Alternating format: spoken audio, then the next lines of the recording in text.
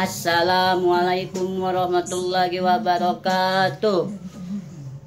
Jamaah, jamaah. Alhamdulillah, alhamdulillahirabbil alamin. Assalatu wassalam ala asrofil anbiya wal mursalin sayyidina Muhammadin wa ala alihi washabihi ajmain. Amma ba'du. Puja dan puji rasa syukur kita kepada Allah Subhanahu wa ta'ala, karena dengan rahmatnya lah kita bisa berkumpul yang tepatnya mulia ini. Salawat bertangkaikan salam, semoga kita tetap tercurahkan junjungan kita, siapa lagi yang tidak bukan ila habibina wa syafi'ina ya maulana Muhammadin sallallahu alaihi wasallam. Baik, Oke, izinkan saya pada hari ini, pagi ini, menyampaikan sebuah ceramah atau tausiah berjudul fitnah Dajjal. Fitnah Dajjal. Nanti di hari kiamat nanti ada satu makhluk yang sangat mengerikan beserta fitnahnya dan pengikutnya. Sangat mengerikan, apalagi fitnahnya, yaitu adalah Dajjal laknatullah alaik, atau yang disebut dengan Dajjal. Hati-hatilah dengan Dajjal ini. Nanti dari kemana nanti Dajjal ini akan muncul dan menyebarkan fitnah-fitnah yang akan dibawa oleh Dajjal ini.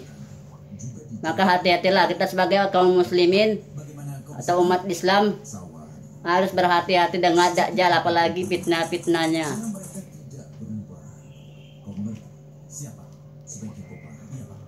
Oke, kita langsung saja. Dalam Islam, fitnah Dajjal merupakan fitnah terbesar yang telah diciptakan sejak adanya Nabi Adam alaihissalam. Sebagai bentuk ikhtiar muslim dianjurkan membaca doa terhindar dari fitnah Dajjal. Jadi fitnah yang terbesar, yang dahsyat sekali sejak adanya Nabi Adam alaihissalam sampai hari kiamat nanti. Jadi kita harus berhati-hati dengan Dajjal ini. Jadi kita ada surat yang bisa melindungi kita dari Dajjal atau fitnahnya, yaitu adalah surat Al-Kahfi. Jadi kita dianjurkan membaca surat Al-Kahfi 10 ayat pertama atau 10 ayat terakhir. Boleh juga dihafalkan. Itu juga termasuk melindungi kita dari Dajjal atau lagi fitnah-fitnahnya. Maka hati-hatilah baca surat Al-Kahfi 10 ayat pertama atau 10 ayat terakhir. Dan ada juga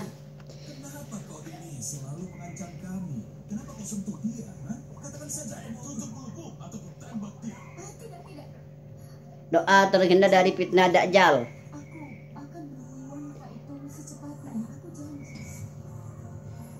Dajjal pun menjadi salah satu tanda bahwa kiamat akan datang.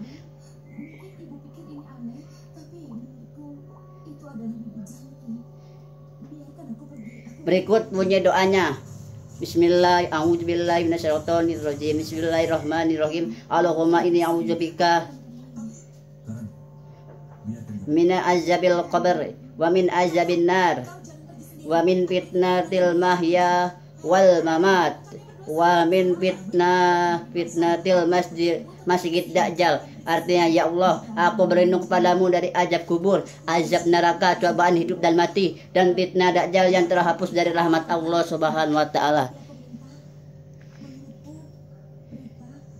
Itu doa terhindar dari Dajjal.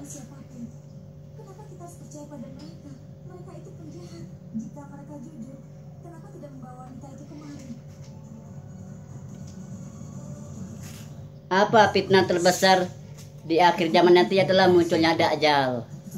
Jadi kita mulai sekarang ini persiapkan diri kita untuk melindungi kita dari Dajjal dan fitnah-fitnahnya.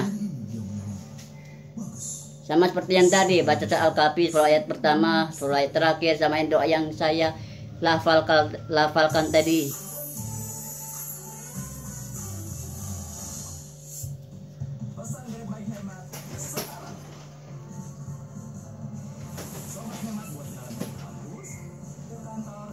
Oke, kita langsung masuk ke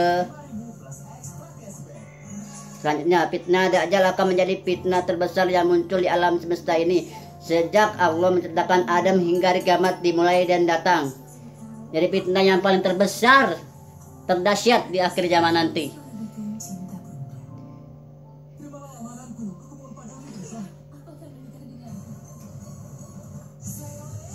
Apa itu fitnah Dajjal dan bentuknya? Yaitu adalah sebagai berikut. Surga dan neraka bersamanya. Hud Haifah radhiyallahu anhu berkata, Rasulullah SAW berkata, Dajjal akan bermata satu, buta di mata kirinya, dan akan memiliki rambut tebal. Dia akan memiliki surga dan neraka bersamanya, tetapi surganya akan menjadi neraka dan nerakanya akan menjadi surga. Hadis riwayat Muslim nomor 5222. Jadi fitnah Dajjal ini ada surga dan neraka. Surga itu jadi neraka dan nerakanya itu menjadi surga. Jadi membolak-balikan fakta. Licik sekali Dajjal ini, ya, pintar sekali. Surga menjadi neraka dan neraka menjadi surga, atau api menjadi air, air menjadi api. Maka berhati-hatilah. Lalu selanjutnya, membunuh satu jiwa lalu menghidupkannya kembali. Rasulullah SAW bersabda, keluarlah pada hari itu seorang yang terbaik atau di antara orang terbaik. Dia berkata, aku bersaksi engkau adalah Dajjal yang telah disampaikan kepada kami oleh Rasulullah SAW. Dajjal berkata kepada pengikutnya, apa pendapat kalian jika aku bunuh dia dan aku hidupkan kembali? Apakah kalian masih ragu kepadaku? Mereka berkata tidak, maka Dajjal membunuhnya dan menghidupkannya kembali. Hadis riwayat Muslim nomor 2938 atau 2938. Jadi orang yang mati itu dihidupkannya lagi, dan orang yang mati itu itulah kebalikannya. Dan akan kita lanjutkan di part selanjutnya atau segmen selanjutnya. Wassalamualaikum warahmatullahi wabarakatuh.